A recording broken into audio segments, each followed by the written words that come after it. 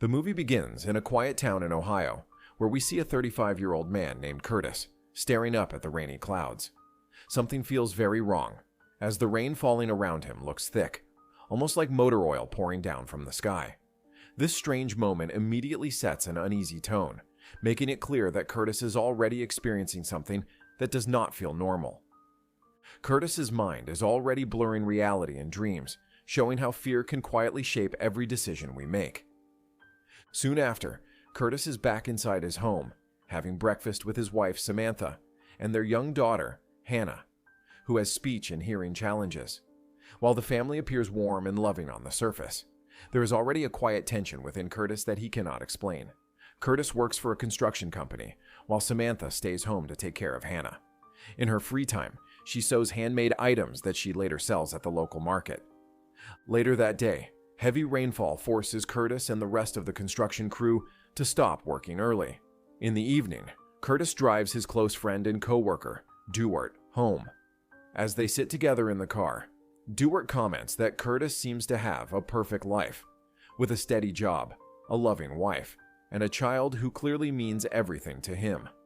Curtis listens quietly before admitting that things are not always as good as they look from the outside. The next day, while Curtis is outside picking up trash from the yard, the sky suddenly darkens and a powerful storm begins to form overhead. A loud bolt of lightning strikes nearby, frightening his dog, Red, who starts barking wildly and pulling at his chain.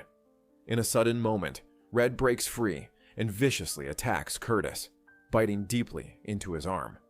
Curtis suddenly wakes up in his bed, breathing hard and soaked in sweat. It was only a dream, but it feels far too real to ignore.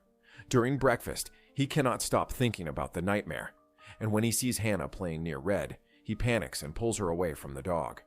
Samantha asks what's wrong, but Curtis snaps at her and quickly leaves for work. At work, Curtis remains distracted, constantly staring at his arm during a meeting as if he can still feel the pain from the dog bite. His boss, Jim, is upset because rain delays have slowed down progress, and he demands that everyone work harder to make up for the lost time. While taking a break at work, Curtis notices a large group of black birds flying strangely in the sky, moving in patterns that do not look natural.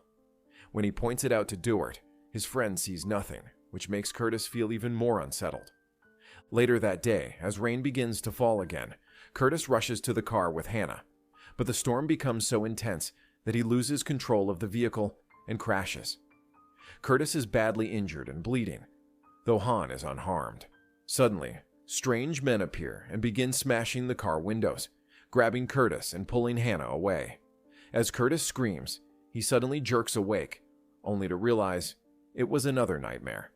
Later that day, while Samantha is busy selling her handmade items, Curtis builds a fence around Red's doghouse, locking him inside because he fears his nightmare could become reality. Soon after, Curtis notices a hidden storm shelter door that he had completely forgotten about. Even the safest places can reveal new fears. Curtis's shelter becomes more than protection. It's a reflection of how we confront the unknown. After finding the key in an old jar, he unlocks it and steps inside, and almost immediately, a new idea slowly begins to form in his mind. That evening, Samantha asks Curtis why Red is now locked outside. He gives her a vague answer and avoids explaining himself by concentrating on the news. Not long after, Curtis sees Hannah staring out the window at an approaching storm. When he joins her, he suddenly notices a strange man standing outside the house, watching them. Curtis quickly grabs Hannah and hides as the man begins trying to open the door. At the same time, the house starts to shake violently. Furniture lifts into the air, and Curtis struggles to breathe. Everything crashes down at once, and he suddenly jolts awake again, realizing it was another episode. But this time, he has wet the bed. Moments later, Samantha enters the room, and Curtis quickly hides the wet sheets. After Samantha leaves for church, Curtis cleans the bed and washes the sheets before taking Hannah to the library, where he distracts her with children's books while secretly researching mental illness. On the way home, Curtis stops at a grocery store and buys large amounts of canned food, which causes them to arrive late for lunch with Samantha's family.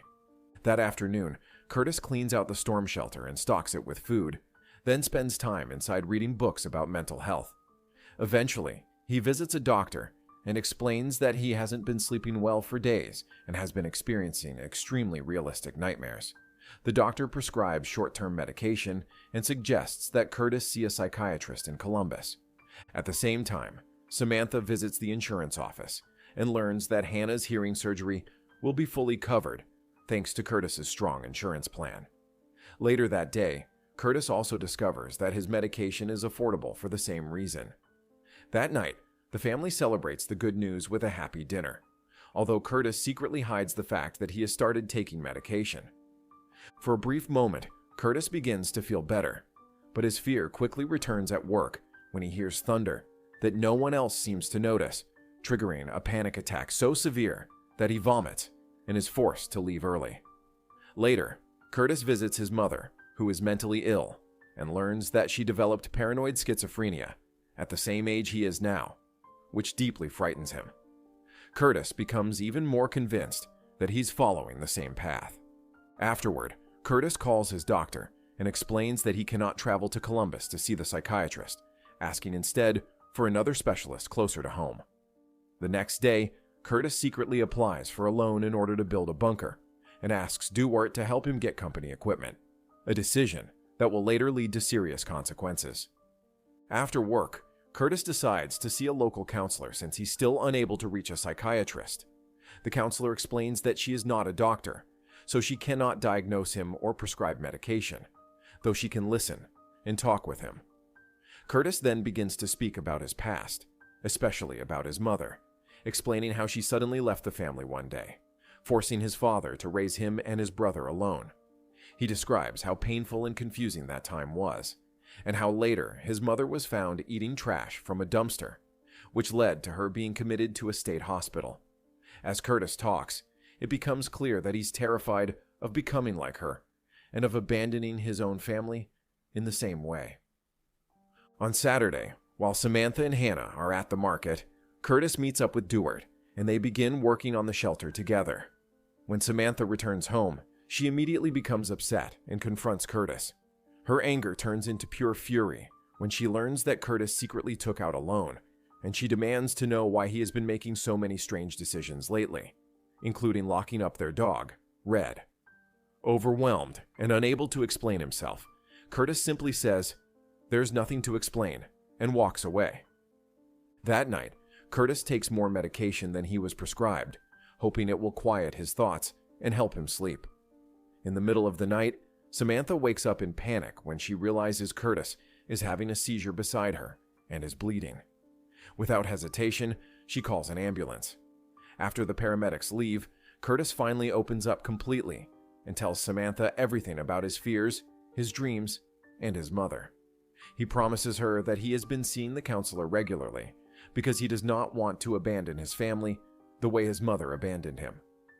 The next day, Curtis and Samantha take Hannah to the hospital for a checkup, and the doctors schedule her surgery for 6 weeks later. At work, Curtis goes to see his boss, Jim, and asks for Duarte to be removed from his team because he feels uncomfortable giving orders to his best friend. Jim finds the request strange but agrees, while also pointing out that Curtis has missed a lot of work recently. Later, on a rainy afternoon, Curtis walks into the kitchen and sees Samantha soaked from the rain, standing silently. For a moment, they stare at each other, and Samantha seems as if she might reach for a knife nearby, but Curtis suddenly wakes up to reality and realizes it wasn't real. Just then, he notices Jim waiting outside. Curtis goes out to meet him, and Jim tells him he is fired for stealing and using company equipment for personal use. Jim also tells him that Duarte is suspended for aiding him. When Curtis tells Samantha what happened, she slaps him in anger. That evening, Samantha talks calmly with Curtis. Samantha decides that Hannah's surgery will need to be postponed and agrees to work through their problems together, but only if Curtis agrees to see a real psychiatrist and attend a dinner gathering to reconnect socially. At the dinner, Curtis is confronted by Duarte, who angrily blames him for his suspension. The argument escalates, and when Duarte pushes him, Curtis lashes out, completely losing control and shouting that a massive storm is coming and that no one is ready. Afterwards, Curtis collapses emotionally, and Samantha takes him home.